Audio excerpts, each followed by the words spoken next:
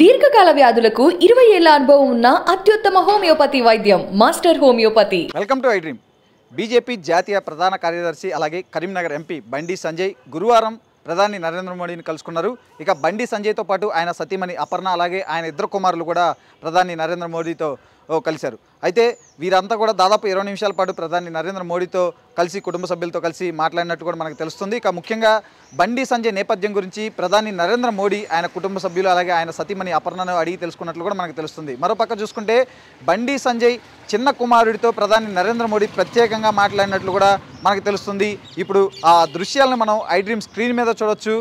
ఎంతో ఆప్యాయంగా బండి ఫ్యామిలీతో ప్రధాని నరేంద్ర మోడీ మాట్లాడినట్లు కూడా మనకి తెలుస్తుంది. ఇక ముఖ్యంగా చూసుకుంటే తెలంగాణలో బీజేపీ బలోపేతానికి బండి ఎంతో కృషి చేశారని చెప్పి కూడా ప్రధాని ఆయన్ను అభినందించడం కూడా జరిగింది. మరో పక్క చూసుకుంటే మరో 3-4 నెలల్లో తెలంగాణలో అసెంబ్లీ ఎన్నికలు జరగనున్నాయి. సో ఇలాంటి తరుణంలో మరొకసారి భారతీయ జనతా పార్టీని అధికారం దిశగా తీసుకెళ్లాల్సిన బాధ్యత ఉంది అంటూ కూడా భుజం తట్టి బండి సంజయ్ని ప్రోత్సహించినట్లు కూడా మనకు తెలుస్తుంది. ఇక మరోపక్క చూసుకుంటే బండి సంజయ్ని బీజేపీ తెలంగాణ రాష్ట్ర అధ్యక్షుడిగా గత నెలలో తొలగించి ఆయన స్థానంలో కేంద్ర మంత్రిగా ఉన్న జి కిషన్ రెడ్డికి ఆ బాధ్యతలు అయితే అప్పచెప్పారు. ఆ తర్వాత బండి సంజయ్కి కేంద్ర మంత్రి పదవి ఇస్తారు అంటూ కూడా అనేక చర్చలు జరిగాయి, అనేక ఊహాగానాలు వచ్చాయి. అయితే ఇలాంటి తరుణంలో తనకు కేంద్ర మంత్రి పదవి పైన ఆసక్తి లేదు అన్నట్లు కూడా ఆయన తన సన్నిహితుల దగ్గర చెప్పిన పరిస్థితి అయితే ఉన్నట్లు మనకు తెలుస్తుంది. అయితే సో ఇక ఇలాంటి తరుణంలో ఆయనకు కేంద్ర మంత్రి పదవి నిరాకరించడంతో జాతీయ ప్రధాన కార్యదర్శిగా ఇచ్చినట్లు కూడా మనకు తెలుస్తుంది. ఇక చూసుకుంటే శుక్రవారం నాడు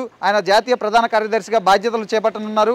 అలాగే ముఖ్యంగా తెలంగాణలో త్వరలో జరగబోయే అసెంబ్లీ ఎన్నికల్లో పార్టీని అధికారంలోకి తీసుకురావడంలో బండి సంజయ్ కీలక పాత్ర పోషించాల్సి ఉంటుంది అని చెప్పి కూడా ఇప్పటికే బీజేపీ జాతీయ పెద్దలు కూడా అంటే బీజేపీ పెద్దలు ఎవరైతే ఉన్నారో వారందరూ కూడా ఈ విషయాలన్నింటినీ కూడా బండి సంజయ్తో చర్చించినట్టు కూడా తెలుస్తుంది. మరోపక్క చూసుకుంటే ముఖ్యంగా బండి సంజయ్ రాష్ట్ర అధ్యక్షుడిగా ఉన్న టైంలోనే పలు ఉప ఎన్నికల్లో బీజేపీ ఘన విజయం సాధించడం, ఆ తర్వాత హైదరాబాద్లో జరిగిన ఈ జిహెచ్ఎంసీ ఎలక్షన్స్ ఏవైతే ఉన్నాయో ఎలక్షన్స్లో కూడా బీజేపీ అయితే గణనీయమైన సీట్లు సాధించి రాష్ట్రంలో బీజేపీ బలోపేతానికి బండి సంజయ్ కృషి చేశారని చెప్పి కూడా ఇప్పటికే జాతీయ నేతల్లో ఆయనకైతే ఒక మంచి గుర్తింపు ఉంది. అలాగే ఇప్పుడు స్వయంగా ప్రధాని నరేంద్ర మోడీ కూడా బండి సంజయ్ కృషిని ఆయన గుర్తించడం, బండి సంజయ్ని ప్రశంసించడం ఇవన్నీ కూడా చూస్తూ ఉంటే బండి సంజయ్ ఇప్పుడు తెలంగాణలో రాబోయే ఎన్నికల్లో కీలక పాత్ర పోషిస్తారు అనడంలో ఎటువంటి సందేహం లేదు.